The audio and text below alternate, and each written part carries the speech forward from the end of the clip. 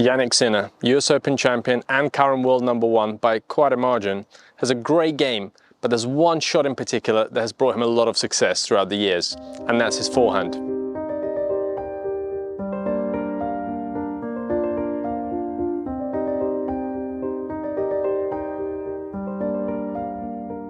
There are some key takeaways that we can get from his forehand, something he does really well, and actually a little bit different to others, that could be that game-changing breakthrough that you've been missing. So to make it easy, we're going to break it down to just 3 elements that we're going to look at today. Number 1 is his take back. Now he gets his racket back nice and early, giving him enough time to hit the shot. For this, you need early recognition. You need to see where the ball is going, and the moment you see it going to your forehand side, you need to get your shoulders turned. And Sinner does this really well by getting his left arm across his body and getting his racket away from his body to the right hand side. From here, he does something very special. As he gets into this position, into that maximum coiling, that maximum unit turn, he starts to release that racket. But as he releases it from the left hand, his right hand, instead of carrying the racket head like this, which we're conventionally taught where the racket head is above the grip, he actually leads it with the grip. And it looks a little bit like this. So the butt cap of the racket is going back. This is common with that modern forehand where the elbow leads the move and gets away from the body. This not only allows the wrist snap into that lag position afterwards, but also creates the maximum space away from the body. It's like he's creating that power potential through a compact swing, because from here, the elbow has a lot of room to go forward into contact and get that racket around. He has a great snap on the ball, and that's why he gets a lot of power on it, a lot of topspin on it, and a lot of control. So notice how he brings that racket back. The moment it releases from the hand, it becomes almost horizontal here. Now he does this on every shot. He does this on the low ball. He does this when he's on the run. And he even does it on the high ball. Now on the high ball, he gets his arm up a little bit higher, and he almost gets it into that horizontal position as well. Notice how he throws his elbow at the ball. It almost starts that move. The elbow starts the move with the wrist lagging and the racket head all the way at the back. It gives him the maximum potential for that snap into the ball. For this, you need a relaxed hand. You won't be able to achieve this position here if you're gripping the racket too tight. You need a loose elbow and a loose wrist to achieve this position. Now, Sinner holds his racket in a semi-western grip, which you can achieve by pointing the strings, so facing the strings to you, putting your palm on the racket and then sliding it down. Your knuckle will be above that corner bevel. It's a 90-degree rotation from that continental grip or the chopper grip. So chopper grip is like this, and then we switch it 90 degrees, and that's your semi-western grip. Now, semi-western grip allows you to achieve both power and topspin, but using other grips is not wrong in this case. It's simply what Sinner is using. Now notice how he doesn't hold the racket like this, like a fist. There is a slight gap between the index finger and the middle finger where the hand is slightly turned like this. So there's a slight angle here. And because of that angle, he's now able to be even more relaxed with that wrist. He's able to have more wrist lag potential and more snap on that ball. Now, if you're enjoying this lesson so far, don't forget to subscribe to the channel so you can get further lessons like this from us in the future. Now back to the lesson. Next is his contact point.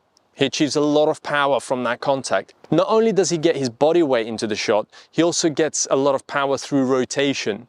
Now, in order for it to happen, the heel of the outside foot, when he is in that open stance position or even a semi-open stance position, you see him lifting. So in that position, he lifts the heel, so the heel comes off the ground and allows the knee to go forward, and in turn releasing the hip, and now the shoulder can follow. This is an extremely important element of his shot, and it's something that you should be practicing in your own game. Practice releasing the heel and have that heel moving around the outside. So as he goes onto the toe, and this happens even if he's jumping, so he can hop, he can be on the move, he can be on the run, he can hit a low ball, he can hit a high ball. And during all these shots, he's always lifting that heel. He's never stuck to the court. He's never static on the court. Now this lets him put his shoulder fully into contact. Now, if we have a line where it's horizontal to the baseline. He actually gets past that line at the point of contact. So as he's hitting the shot, because he's released his hip, his shoulder is now able to travel all the way forward into contact, extending his hitting zone and allowing him to get more power out of the shot. Now let's examine the importance of that full shoulder rotation into the shot. If the net here, if the net tape represents my contact point, and if I want to make that contact longer, putting the shoulder forward will elongate it, will make it longer, will extend that contact point, giving me this much room to hit into the shot. Whereas the moment I'm stuck, the moment I don't use my hip or my shoulder, if I get into this position, notice how my racket can only get to here. If I start to involve my hip and my shoulder, I can then keep extending fully into contact. This not only allows more power and topspin potential, but also gives you accuracy, because if you're extending into the direction where you're hitting at the target, you're more likely to be able to hit it with a longer extended hitting zone. You're not relying on your timing to get it just right with a quick hand. This allows him to stay relaxed, stay loose, to be able to hit those targets on the other side. And lastly, let's look at his follow through.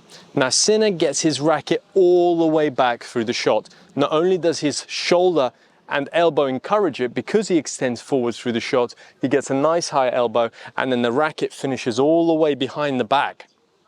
Now this is different to some of the players where conventionally people finish around here, around the shoulder level, maybe here. He allows the racket to go all the way behind the back, and it does almost like a twirl that gets around the back and then out back in front for him ready for the next shot. Now this is important because this allows him not to slow down his racket at all through contact. So not only is the racket accelerating during contact, through contact, and it's even accelerating after contact, allowing him that full ability to keep going through the shot, and that arm going all the way through over the shoulder, kind of wrapping around like a scarf around his neck. Now this is common with some players like Medvedev, even Djokovic does it sometimes, and this allows for a very fast racket head speed. So he generates a lot of racket head speed through that finish because of that uninterrupted flow of the racket behind his back. Now here's a great drill that you can do as a warm-up before you play, before you practice, and something to simulate that movement. So you can start with your racket out, so not doing too much, just getting the racket out, and all you're focusing on is getting the racket behind the back, all the way through, and then rotating out again. So it's a continuous flow of the racket. So you start here, continuous flow. Start here, continuous flow. So I'm allowing the racket to go all the way behind the back, almost like a twirl of the serve. And this will help you be a little bit more free with your arm as you're hitting the shot. Now you can start getting the racket back to start with. So you take it for a swing. If you want to recreate Sinner's swing where you get that racket nice and horizontal, and then from here, then allow the racket to go behind the back, wrapping that elbow, almost making like a big nose with your elbow in front of your face, wrapping around it like a scarf around your neck. Take a swing and hit. Take a swing and hit, and you should hear a nice swooshing motion. You should hear that swoosh through the air as your racket is traveling for a longer period of time, accelerating for longer. So that brings us to the end. Let me know what you think about my 3 key takeaways from Sinner's forehand. And of course, subscribe to the channel, press that like button, and leave a comment to let me know what you think. See you soon on our next video.